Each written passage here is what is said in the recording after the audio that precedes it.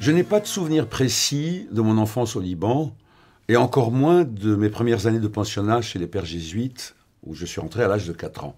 Je sais une chose, c'est que j'étais passionné de musique, et qu'à cette époque, je n'ai eu l'occasion d'entendre que des musiques dites occidentales.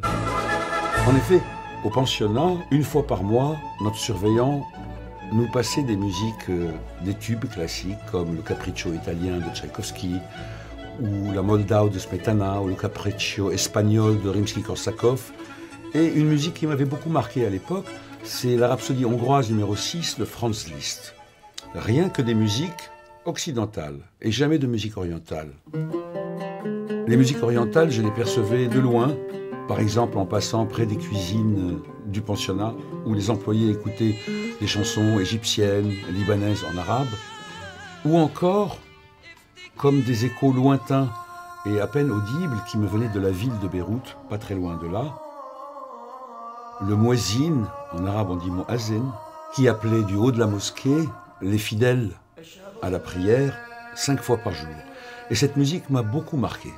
Lorsque j'ai commencé à prendre des leçons d'accordéon et plus tard de piano, les musiques occidentales, classiques et populaires, faisaient partie de mon quotidien. Mes oreilles les écoutaient avec plaisir, les analysaient avec beaucoup d'intérêt. Alors que les musiques orientales me rendaient triste et nostalgique. Je les ai probablement associées à ma solitude et à ma tristesse d'être loin de mes parents et au pensionnat. En fait, elles me fichaient un sacré cafard.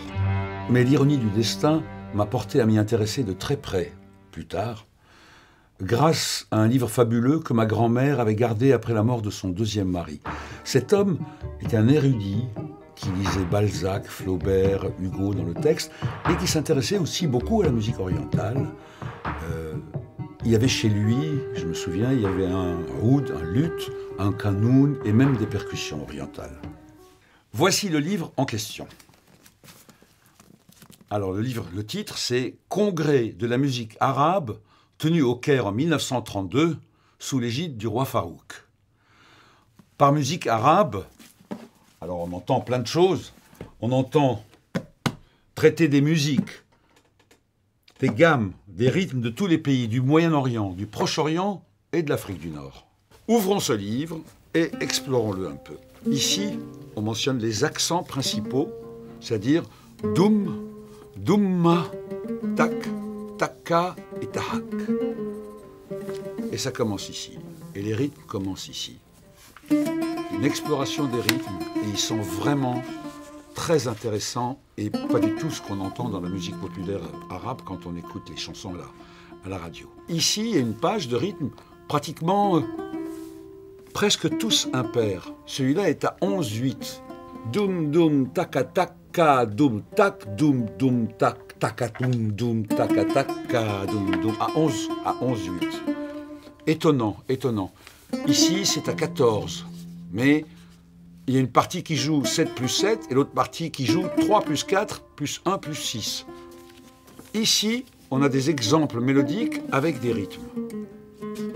Et on en a en abondance. Plus loin, commencent les makamats, les gammes, les ragas si on veut, toujours avec les quarts de ton évidemment.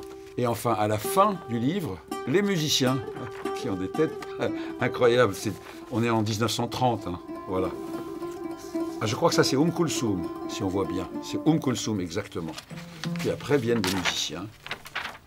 Voilà. Les instruments, comme le kanoun par exemple, qui est comme un cymbalum qu'on joue avec des onglets.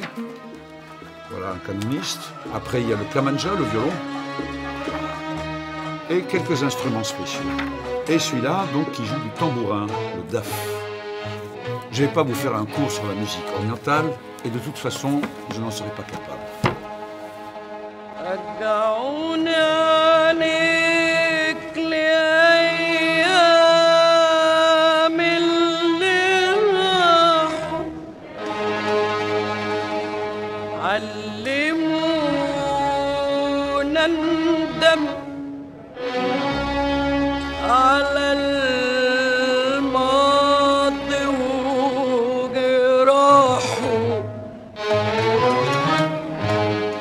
Dans ce livre, que j'avais complètement ignoré pendant mes premières années de composition, j'ai trouvé des richesses insoupçonnables et aussi matière à évoluer et à me renouveler, comme toujours quand il s'agit de musique ethnique ou de musique première.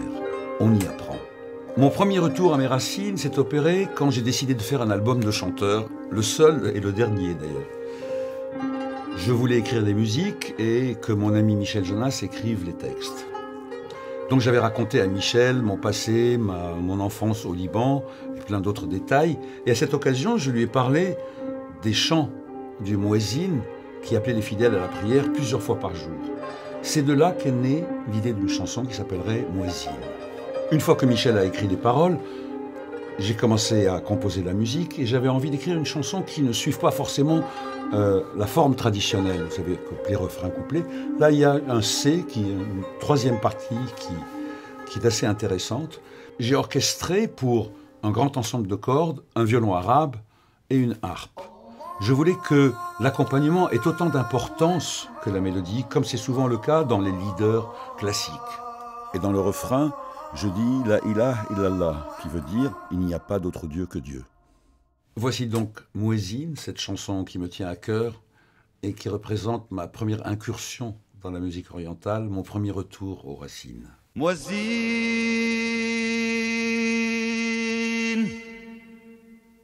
muezzin du bon village, si tu vois Dieu dans les nuages, dans tes louanges, si tu parles à Dieu et aux anges, remercie-les bien pour moi. Muezzin, encore hier, j'étais tout seul et pas fier, bien plus malheureux qu'un roi. La ilaha illallah, il n'y a pas d'autre Dieu que Dieu, pas d'autres yeux que ses yeux, rien de plus doux que son corps, pas d'amour aussi fort.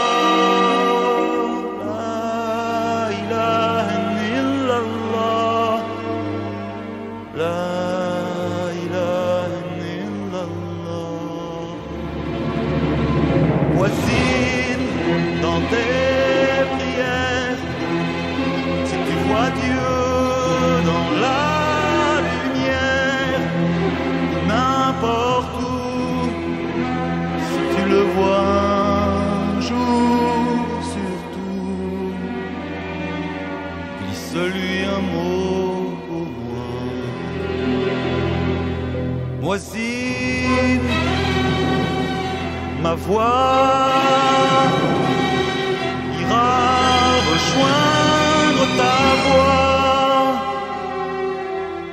pour qu'il m'accorde encore longtemps ce bonheur-là. La ilaha illallah,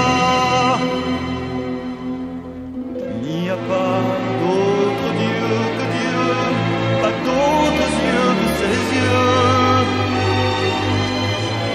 rien de plus fort que les chaînes entre ses mains et les miennes. La ilaha illallah, la ilaha illallah.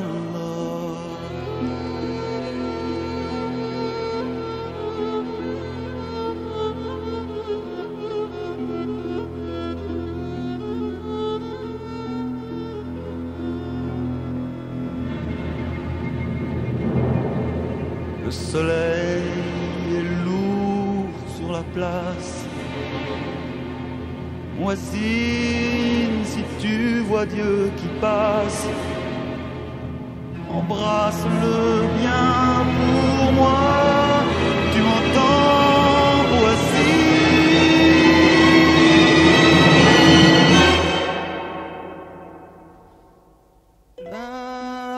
إله